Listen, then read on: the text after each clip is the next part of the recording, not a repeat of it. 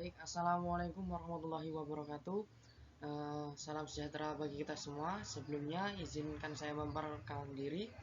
Nama saya Oki Saputra dengan NPM 21140711026. Saya dari jurusan Teknik Pertanian Universitas Lampung. Sebelumnya, pada kesempatan kali ini saya akan menjelaskan mengenai dioda dan dioda Zener. Baiklah, saya akan memulai presentasi yang akan saya lakukan. Apa sih dioda itu?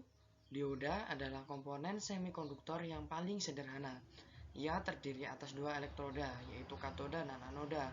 Nah, dioda ini merupakan komponen aktif, dua kutub yang pada umumnya bersifat semikonduktor, yang memperbolehkan arus listrik mengalir ke satu arah atau kondisi panjang maju, dan menghambat arus dari arah sebaliknya atau kondisi panjang mundur.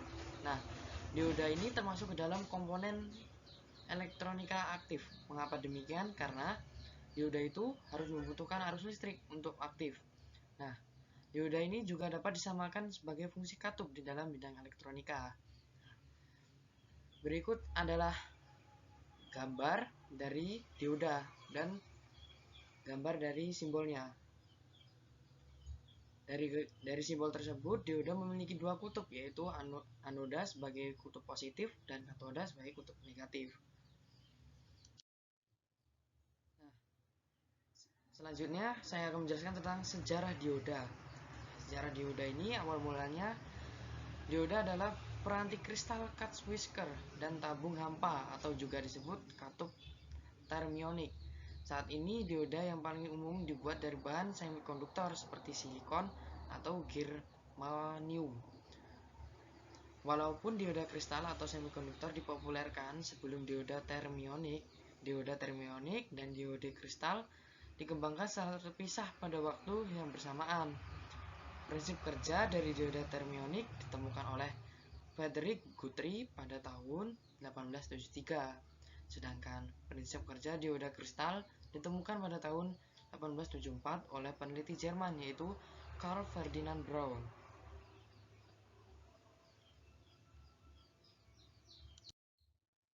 selanjutnya dioda ini hanya bisa dialiri arus DC searah saja. Pada arah sebaliknya, arus DC tidak akan mengalir. Apabila dioda silikon dialiri arus AC, ialah arus listrik dari PLN, maka yang mengalir hanya satu arah saja, sehingga arus output dioda berupa arus DC. Dioda juga dapat disebut sebagai piranti non-linier karena grafik arus terhadap tegangan bukan berupa garis lurus. Hal ini karena adanya potensial penghalang atau potensial barrier. Ketika tegangan dioda lebih kecil dari tegangan penghambat tersebut, maka arus dioda akan mengecil. Dan ketika tegangan dioda melebihi potensial penghalang arus, dioda akan naik secara cepat. Nah, di sini fungsi dioda ada 4. Nah, apa saja itu? Yang pertama ada untuk penyarah arus, yang kedua untuk sebagai penyetabil tegangan, yang ketiga sebagai indikator, dan keempat sebagai saklar. Nah, yang pertama itu untuk penyiarah arus.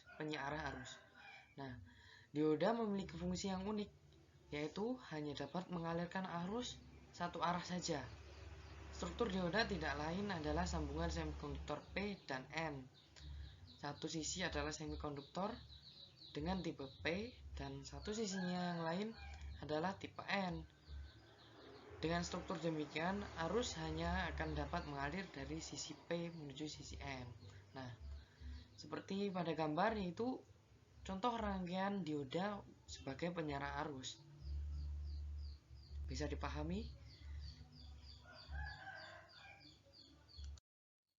yang kedua adalah sebagai penyetabil tegangan. Nah, untuk penyetabil tegangan ini harus menggunakan dioda Zener. Nah, saya akan menjelaskan dioda Zener pada slide berikutnya.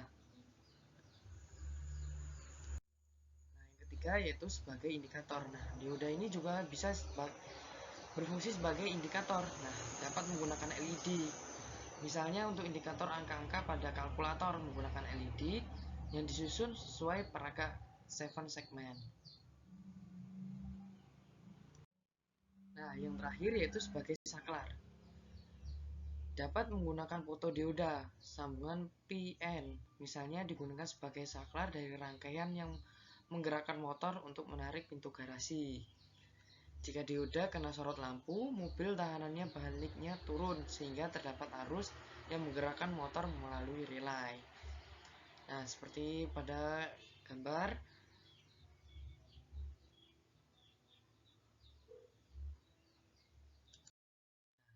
Selanjutnya saya akan menjelaskan prinsip kerja dari dioda. Kata dioda berasal dari pendekatan kata, yaitu dua elektroda, yang mana di berarti dua mempunyai dua buah elektroda, yaitu anoda dan katoda. Dan sudah saya jelaskan tadi, anoda digunakan untuk polaritas positif dan katoda untuk polaritas negatif. Di dalam dioda terdapat junction atau pertemuan, di mana daerah semikonduktor tipe P dan semikonduktor tipe N bertemu. Dioda semikonduktor hanya dapat melewatkan arus pada satu arah saja, yaitu pada saat dioda memperoleh satu arah maju atau forward bias. Pada kondisi ini, dioda dikatakan bahwa dioda dalam keadaan konduksi atau menghantar dan mempunyai tahanan dalam dioda relatif kecil. Sedangkan bila dioda diberi satu arah terbalik atau reversi bias, maka dioda tidak bekerja, dan pada kondisi ini dioda mempunyai tekanan dalam yang tinggi sehingga arus sulit mengalir.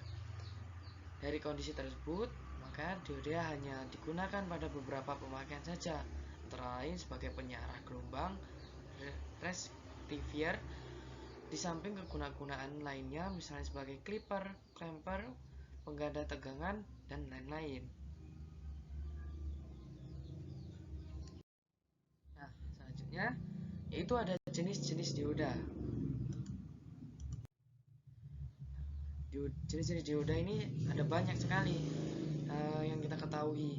Yang pertama yaitu ada dioda biasa atau dioda penyarah, yang umumnya terbuat dari silikon dan berfungsi sebagai penyarah arus bolak-balik atau AC ke arus searah atau DC. Nah, yang kedua itu ada dioda Zener atau Zener diode, yang berfungsi sebagai pengaman rangkaian setelah tegangan yang ditentukan oleh dioda Zener yang bersangkutan. Tegangan tersebut sering disebut dengan tegangan Zener. Nah, yang ketiga ini ada LED atau light emitting diode atau dioda emisi cahaya, yaitu dioda yang dapat memancarkan cahaya monokromatik.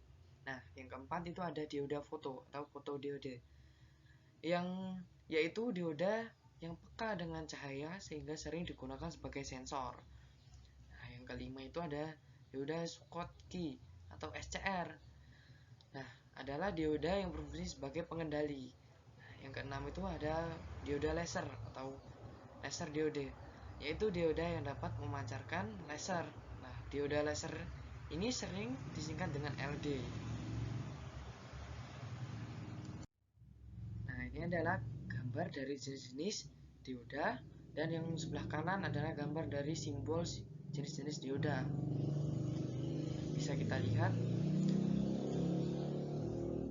ini adalah gambar dari jenis dioda biasa, dan ini adalah dioda Zener, dioda Schottky, LED, dioda faktor, dan foto dioda. Dan ini adalah simbol-simbolnya. Next, berikutnya saya akan menjelaskan tentang dioda Zener.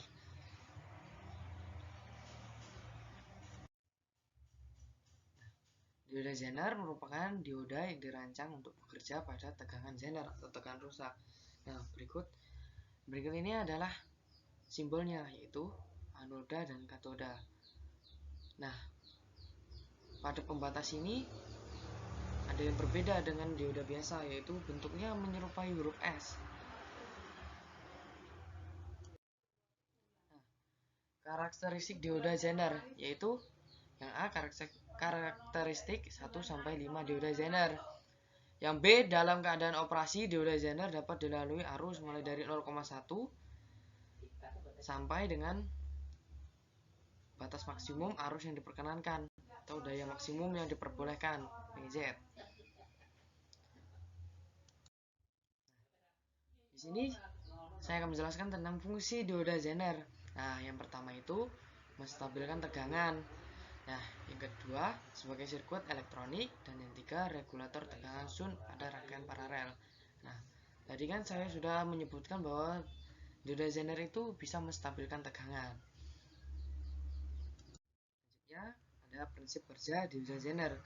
Nah, yang pertama itu dioda Zener bekerja secara terbalik. Nah, terbalik itu berbeda dengan dioda biasa yang awalnya ke kanan, ini bergerak secara ke kiri. Nah, contohnya pada rangkaian paralel tersebut. Nah, arah dari dioda itu arahnya ke kiri bukan ke kanan.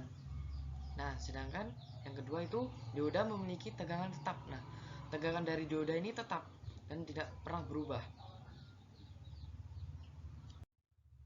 Selanjutnya saya akan menjelaskan tentang contoh perhitungan tentang dioda Zener. Nah, ini saya sudah membuat contoh soal perhitungannya. Nah, lihat pada gambar rangkaian elektronika di samping. Dalam rangkaian satu daya tersebut,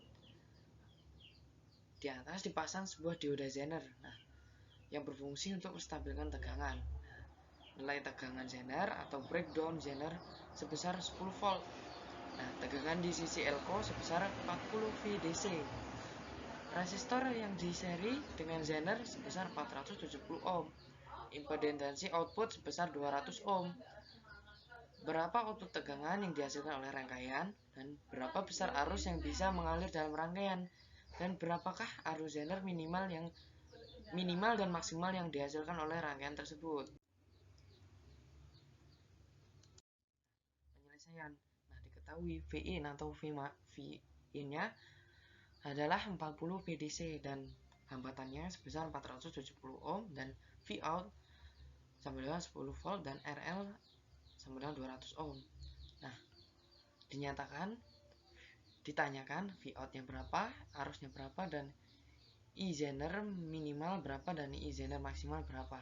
Nah, langsung saja jawab, yaitu Vout rumusnya adalah V Zener plus dalam kurung I Zener dikali Z Zener. Impedansi Zener ZZ kita abaikan, maka Vout sama dengan VZ sama dengan 10 volt. Nah, I-nya arusnya rumusnya Vin kurang Vout dibagi R. Nah, itu Vin-nya tadi ada 40 dikurang, nah Vout-nya ada 10. Nah, hambatannya ini ada 470, jadi 40 kurang 10 dibagi 470 itu ada 30 dibagi 470 itu 0,064 ampere atau 64 mega ampere. Nah, maka IL min terjadi pada RL yaitu tak terhingga, IL min sama dengan 0. IL max terjadi pada RL yaitu 200 ohm. Nah, untuk mencari IL max sama dengan Vout per RL sama dengan, nah, Vout-nya tadi 10 dan RL-nya sama dengan 200. Nah, jadi 10 bagi 200 sama dengan 0,05 ampere atau 50 mega ampere. Nah, maka I Zener min sama dengan I dikurang IL max sama dengan, tadinya I-nya udah ditemukan yaitu 64 dikurang 50 sama dengan 14 mega ampere. Nah, I Zener max maksimalnya sama dengan I dikurang IL min. Nah, sama dengan 64 dikurang 0 sama dengan 64 mega ampere. Nah, lihat gambar di bawah ini. Nah, semuanya sudah diketahui. Nah, maka diperoleh Vout-nya sama dengan 10 volt dan arusnya yaitu 64 mega ampere, dan I Zener minimal yaitu diperoleh 14 mega ampere atau RL sama dengan 200 ohm, dan I Zener maksimal yaitu I-nya sama dengan 64 mega ampere. Nah, sudah selesai. Mungkin itu saja yang dapat saya sampaikan, dan kurang dan lebihnya saya mohon maaf. Apabila ada salah kata saya mohon maaf. Dan sekian dan terima kasih, dan saya akhiri. Wassalamualaikum warahmatullahi wabarakatuh.